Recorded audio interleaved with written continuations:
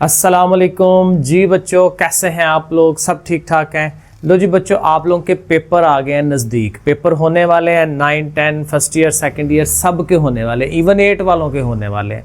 अब जूं पेपर नज़दीक आते हैं अक्सर औकात एक प्रॉब्लम हमारे सामने आनी शुरू हो जाती है, हमें फ्रस्ट्रेशन होती है। और वो फ्रस्ट्रेशन क्यों होती है? क्योंकि हम मैथ कर रहे हैं फिर भी हमारे माइंड में बैठ नहीं रहा। ठीक है, उसकी समझ, उसकी क्लैरिटी नहीं आ रही।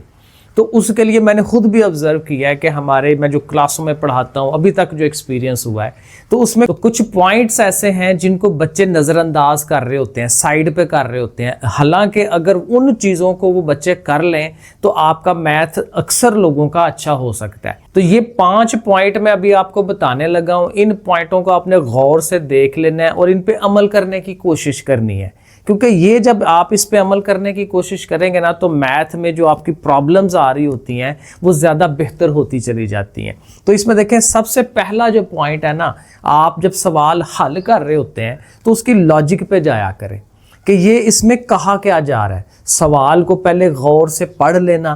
पहले तो एक देखें, क्वेश्चन सामने आया ना, आपने उसको पहले रीड आउट करना है।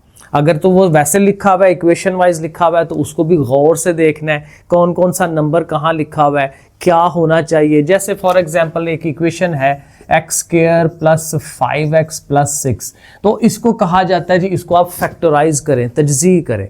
तो आपने इसको गौर से देखना है कि x² है, पहले इसके साथ कोई चीज़ तो नहीं लगी हुई। फिर दरमियान वाली टर्म, जाहिर है मैंने इसके पार्ट्स बनाने हैं, तो उसके साथ प्लस है कि माइनस है।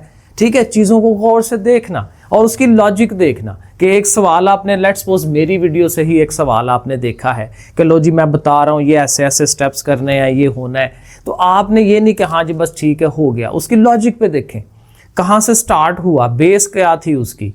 ठीक है, तो उसकी डेप्थ में थोड़ा सा जाया करें, थोड़ा सा माइंड को उस पर लगाना होता है ताकि हमें उसकी जो लॉजिक्स हैं वो क्लियर हो। और जब लॉजिक्स क्लियर होती हैं तो फिर आप उसी की तरह का और कोई सवाल आएगा तो आप कर लेंगे।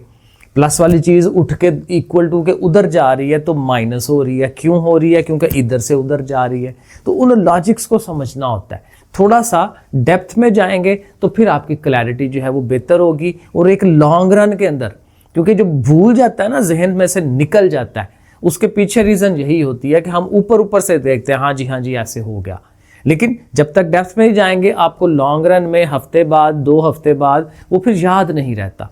तो तभी याद रहेगा जब आप उसकी लॉजिक्स को, चीज़ों को देखेंगे। हाँ जी, इस स्टेप के बाद इस तरह से क्यों हो रहा है, कैसे हो रहा है, उस पर आपने गौर करना है। अच्छा, इसकी एक एग्जांपल एक और है, ये ज़रा गौर से देखिएगा। जैसे एक ट्रायंगल होती है ना, मुसल्लस होती है, तो मुसल्लस का जो एरिया निकालने का फार्मूला है वो क्या है? वो था 1/2 और साथ बेस होती है, साथ हाइट होती है।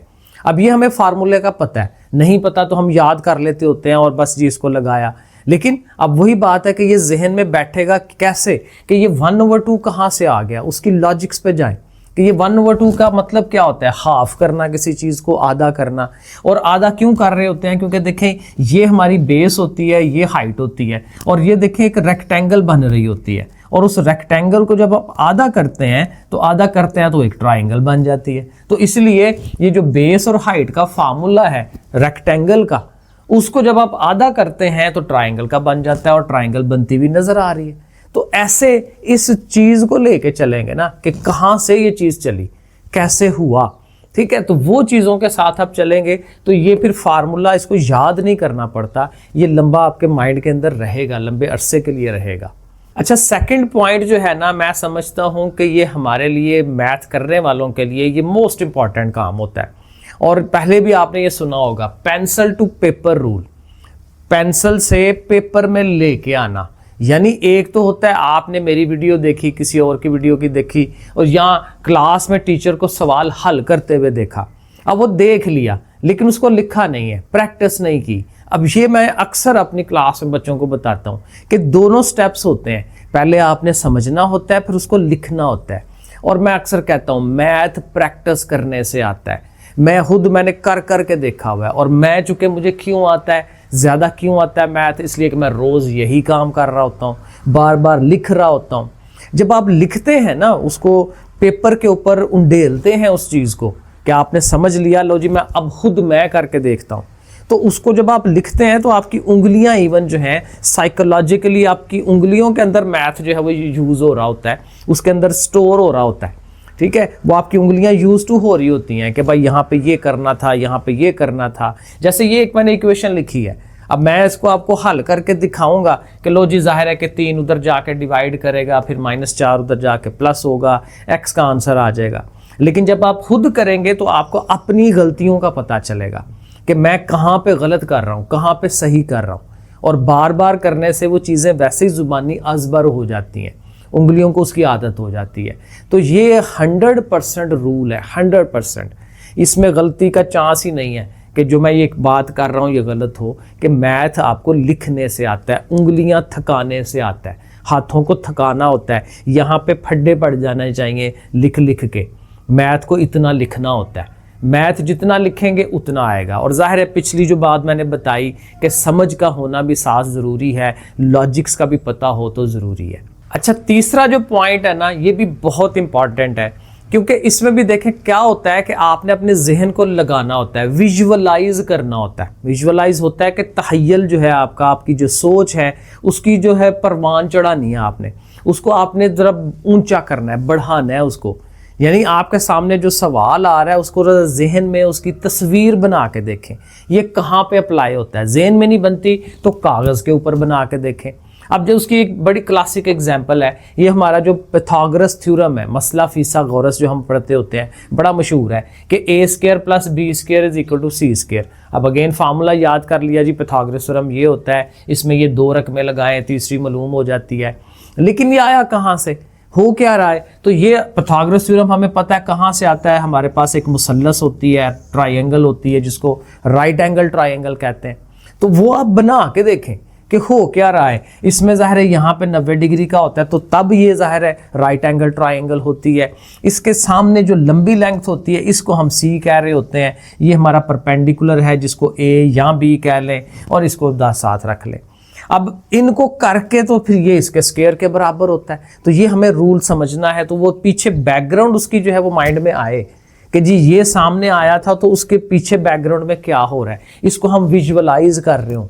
और ये हमारे सराउंडिंग में बहुत सारी चीज़ों पे हो रहा होता है। जैसे ये दीवार जो है ये हमारा परपेंडिकुलर है, फर्श जो है हमारा ये बेस होगी, और यहाँ पे हम सीढ़ी लगा दें, ठीक है। तो अब ये विजुअलाइज करना है आपने, जहन के अंदर दौड़ाना है उसको, ठीक है। थोड़ा सी अपनी जो पेंटिंग है, जहन की पेंटिंग, उसको लाना है। वो नहीं आती तो ऐसे बना के देखें, ठीक है, कि ये हमारा फर्श हो गया, ये हमारी दीवार हो गई, ये हमारी सीढ़ी हो गई।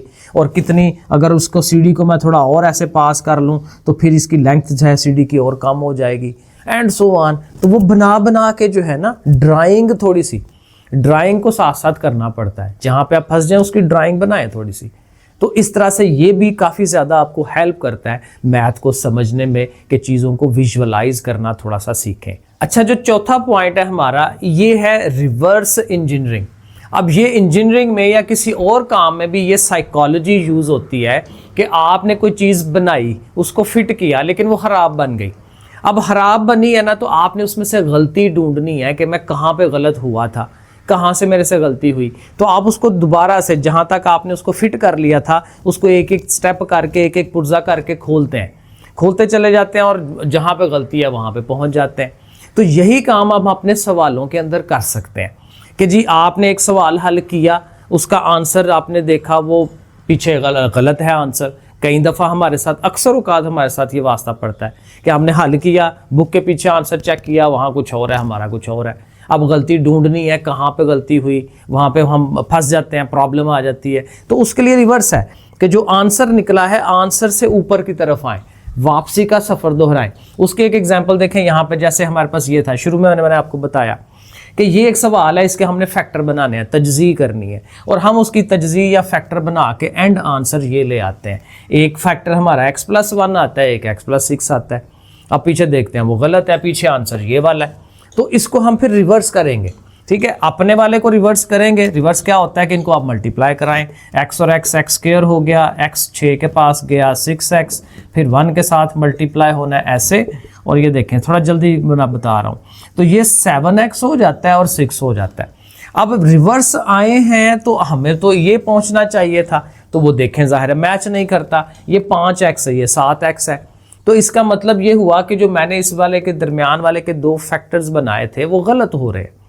तो गलती मुझे यहाँ से समझ आ जाएगी कि मैंने इसके जो 2 पार्ट्स बनाए थे वो गलत बनाए हैं। 6 और 1 बनाए थे वो नहीं बनते, वो 2 और 3 होने चाहिए थे, क्योंकि 2 और 3 मिलके 5 होता है और 2 और 3 को ज़रब देंगे तो 6 आएगा। तो ये रिवर्स जो साइकोलॉजी है इसको आपने यूज़ करना है, जहाँ पे आपको लगे जी सवाल का आंसर गलत आ रहा है। और अब अक्सर पेपर में आप ऐसे कर सकते हैं, क्योंकि पेपर में फिर गलती ढूंढना जो है वो प्रॉब्लम हो जाती है, तो फिर आप बैक से नीचे से फिर ऊपर की तरफ आते हैं ताकि पता चले कि किस स्टेप में गलती थी, फिर वहाँ से आप उसको सही करते हैं। और आखिरी जो पॉइंट है हमारा मोस्ट इंपॉर्टेंट पॉइंट है कि इसमें क्या है, हमें बेस बनानी है। देखें कहीं पे भी कोई शॉर्टकट नहीं होता, शॉर्टकट होते हैं लेकिन वक्ती तौर पे होते हैं। जो आपने लॉन्ग रन के अंदर चीज़ें अपनी बेहतर करनी होती है ना, उसके लिए मेहनत होती ही होती है। अब ये है कि आपने अपनी फाउंडेशन बेहतर करनी है। अगर आप 10th क्लास में आ गए हैं और आपको मैथ में बहुत ट्रबल आ रही है, तो उसके पीछे एक रीज़न ये भी हो सकती है कि आपकी बेसिक्स क्लियर नहीं है, आपको पहाड़े नहीं आते, टेबल नहीं आते, आपको ज़रब तकसीम करना नहीं आ रहा, ठीक है, ये एलसीएम लेना नहीं आ रहा, ज़वाफ़िकल लेना नहीं आ रहा। तो बेसिक्स अगर सही नहीं है कि जी प्लस को उठाना है माइनस करना है, माइनस को उठाना है प्लस करना है, वही क्लैरिटी नहीं आ रही, तो फिर आप बड़े सवाल जो है वो नहीं कर पाएंगे, वहाँ पे आपको ट्रबल आएगी। तो बेसिक्स को सही करना, यानी अगर आपको ट्रबल आ रही है, आपके पास टाइम है, जब टाइम हो तो फिर आप क्या करते हैं, आप अपनी बेसिक्स पे थोड़ा सा टाइम दें, उनको टाइम दें, उन चैप्टर्स को। 6वीं क्लास वाला जो मैथ है, 5वीं वाला, बड़ा अच्छा एक पॉइंट इसमें होता है कि आप छोटे किसी बच्चे को ट्यूशन पढ़ा दें, ठीक है, 6 क्लास वाले भाई को, किसी कज़न को, ठीक है, उनको पढ़ाएं मैथ, क्योंकि उनको पढ़ाते पढ़ाते आपकी बेसिक्स क्लियर हो जाएंगी। तो जब बेसिक्स क्लियर होंगी तो आपका मैथ जो एडवांस है, थोड़ा बेहतर है मैथ, वो आपका जो है वो बेहतर हो जाएगा। तो इस तरह से करके एलसीएम वगैरह और बहुत सारी चीज़ें हैं, तो बेसिक्स को बेहतर करना होता है। तो होपफुली आपको समझ आया होगा। 5 पॉइंट मैंने आपको बताए, इन पे आप अमल करेंगे तो इंशाल्लाह आपका मैथ अच्छा हो जाएगा। ओके, फिर अल्लाह हाफिज़।